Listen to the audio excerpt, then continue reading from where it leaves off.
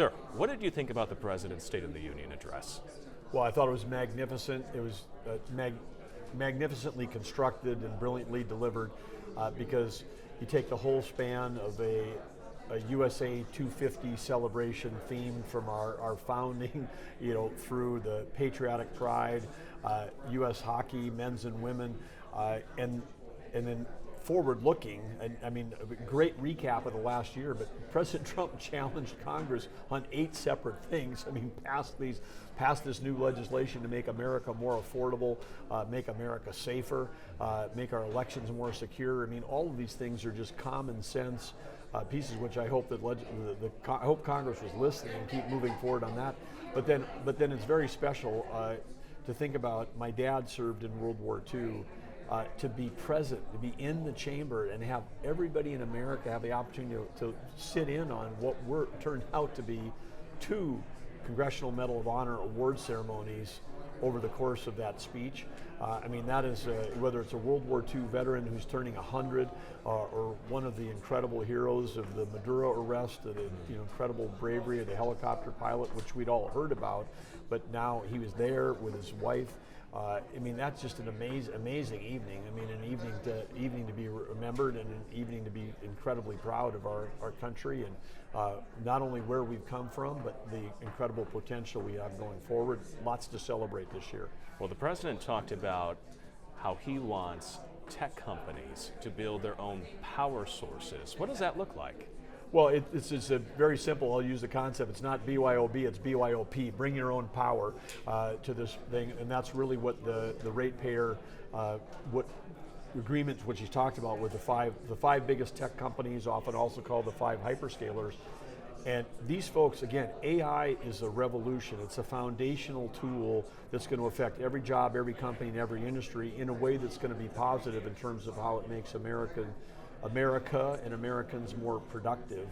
And whether that's curing cancer, whether it's your local school district having an individualized tutor for every student that can help people move forward, or whether it's if you live in a metro area, how about we use AI to synchronize all the stoplights, and so that you don't sit at a stoplight ever again for 60 seconds when nobody's going the other way through it. I mean, you could apply it to any solution today that we have to make this country more productive.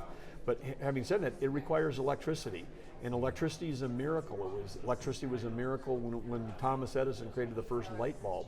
But to now, for the first time in human history, to be able to take a kilowatt of electricity and turn it into intelligence, I mean, the demand for that is going to be significant. The 5 biggest tech companies, the 5 hyperscalers, have in their announced budgets for the next year $400 billion of capital expenditures to build out AI manufacturing and to build out the power to support that. So they've got it in their budgets, they can do it, there's no taxpayer dollars required. And in North Dakota, where I was governor, up 14 months ago, I was still governor. Right before I left, we were completing a $1.2 billion data center project. We were able to lower the rates for everybody in that rural area because of this kind of concept. So President Trump, it's not some theoretical thing. He said it last night, your rates are going to stay the same or they're going to go down. That's already happening in parts of the country. If your rates are going up on your electric prices right now, it's highly, highly correlated to the fact that you probably live in a part of the country that instead of protecting and pursuing reliable, affordable, and secure baseload energy, you abandoned that, you shut down baseload and said, nope, we're going to go for highly subsidized, intermittent, foreign-sourced wind and solar. If you're part of the country that was pursuing that climate fantasy, that green fantasy, as opposed to energy reality based on physics, based on economics, that promise that somehow these things were going to lower your bill, that's where the rates have gone high. Just look at a map of America and see where we've got high electric rates today and where we've got low. Like in my home state, we pay for electricity there like 1/3 of what the price is in New England or in California. And that was driven by ideology and by politics, and politics drove policies. So that's what we've inherited. So there's a big mix on the map on what people pay for in terms of electricity. But going forward, under President Trump, manufacturing of intelligence, which we need for defense, which we need for auto manufacturing, which we need for every industry, will not raise your prices under this new ratepayer protection plan. Again, another brilliant innovation by President Trump. It's already been put into action in parts of our country, and it's going to allow us to win the AI arms race, which we must against China, but also make sure we can make sure electricity is affordable for every American. I want to talk to you about Virginia. Virginia is a state that passed a Clean Economy Act legislation. They passed it some years ago that does promote solar and wind. You hear Governor Youngkin say Virginia is now an importer of energy because of that legislation instead of an exporter of energy.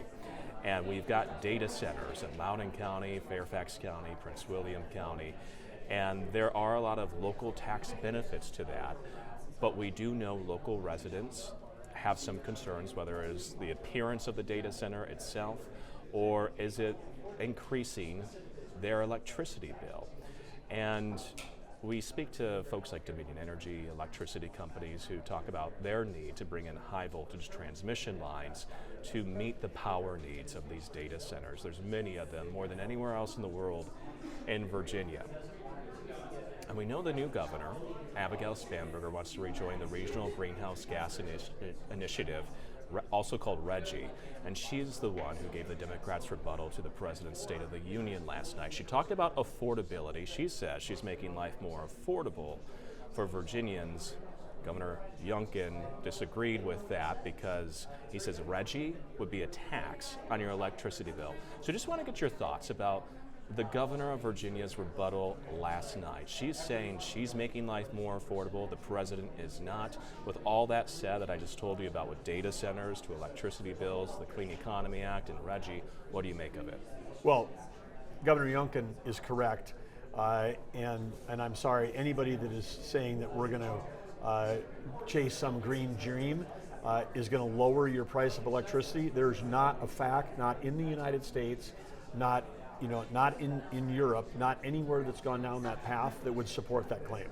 And so it's not an ideological thing. I don't have to have an ideological debate. We don't have to talk about climate. Let's talk about economics, where people have pursued this climate fantasy, this green dream.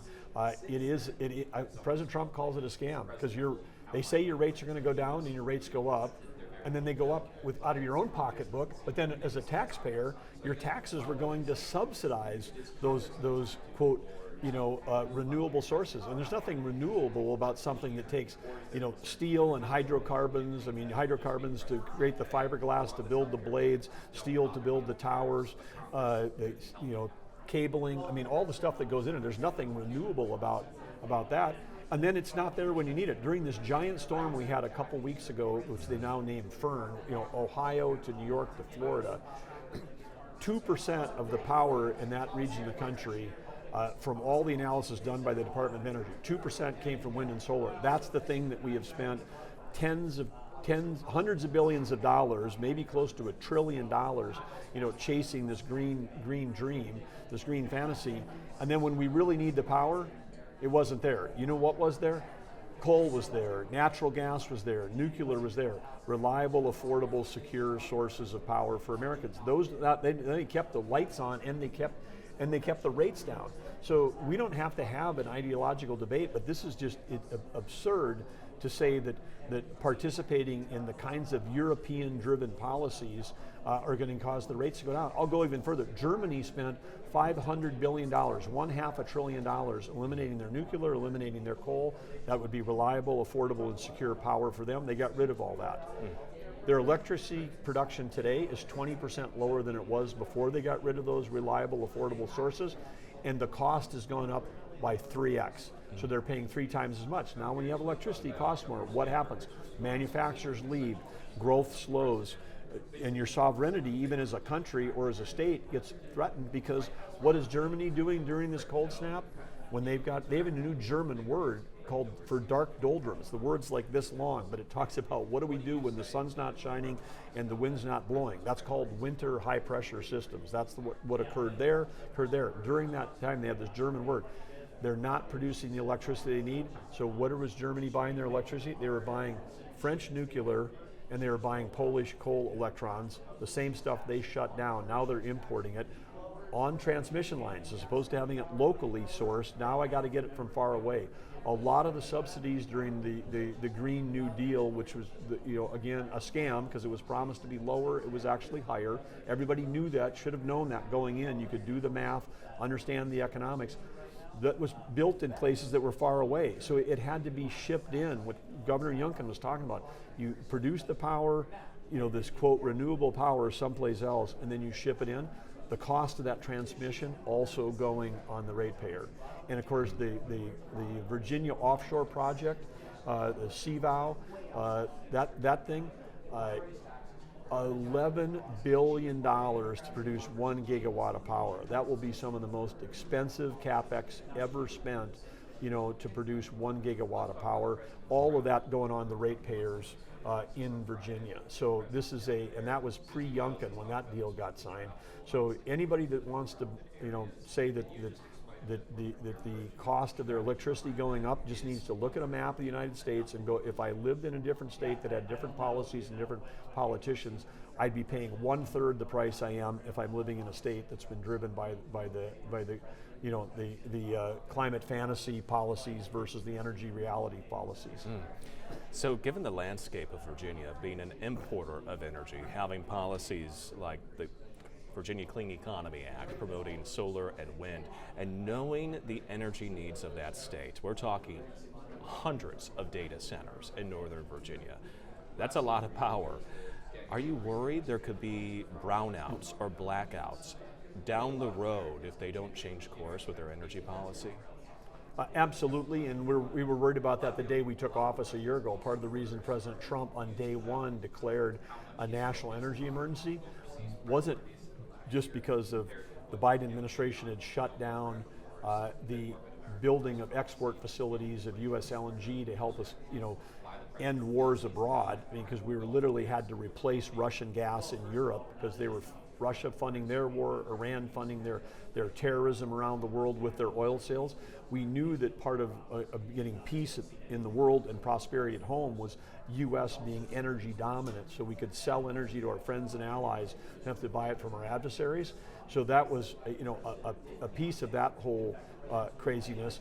But on in terms of the power generation that was needed here, the people that were pursuing these rules that were like, I'll call European rules, were actively campaigning to shut down the base load we had.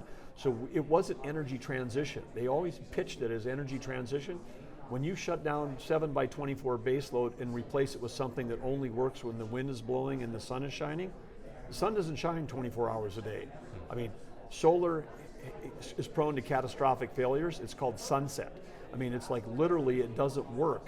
Well, now I built this expensive transmission line to transport from this solar field, over here to this home.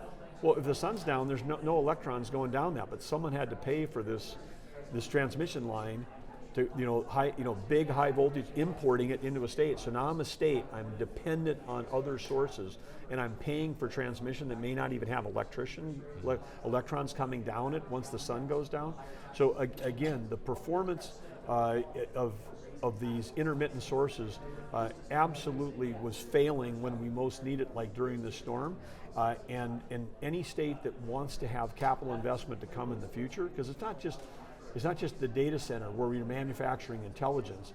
It's then the next thing that's going to follow is going to be advanced manufacturing, or whether it's curing cancer, or whether it's helping, providing a tutor for every Virginia school kid. You want those follow-on effects that are going to chase the initial artificial intelligence manufacturing. You've got to have policies that attract capital. Capital is going to flow to places where there's low electric prices. It's going to flow away from places with high electric prices. High electric prices are correlated with people that were pursuing the climate fantasy.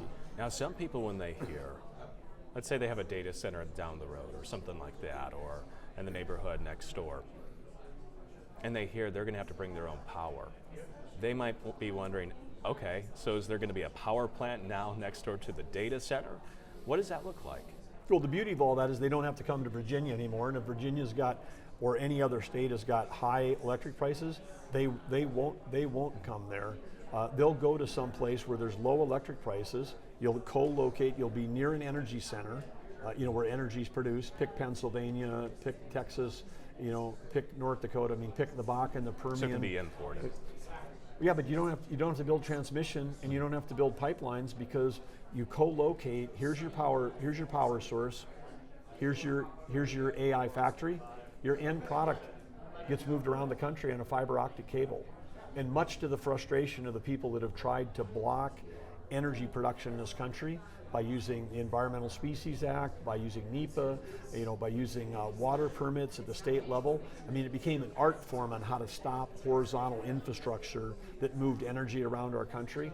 Those days are over. I'm sure it's very disappointing for some of these anti-energy groups, because now you co-locate in a location that supports more energy addition as opposed to energy subtraction, which is what the really energy transition was. Energy subtraction. Trading 7x24 for intermittent was energy subtraction. So then fiber optic cable is going to deliver that intelligence around the country. So I mean, if Virginia doesn't want to have artificial intelligence factories, they don't have to have them, because there are states with low power prices that will be happy to have them, and they'll be happy to sell that intelligence to places like Virginia. So again, states will miss out on the next wave of capital investment if they don't have the right economic and the right business climate. And the business climate, for the first time in history, is really going to be driven. They won't go because, you're close to DC or you're close to Wall Street, because for high-speed trading or for defense, you had to be close. If you're doing a large language model, the latency of a millisecond between being 4 states away and being here doesn't really matter that much, because the stuff is so fast anyway. It gives you the answers feel like they're instant anyway. So it is so the capital is going to flow. So people don't want them. They will find the capital will flow to places where it's welcome. Well, sir, thank you so much for your time. Thank you. It's great meeting you. Likewise.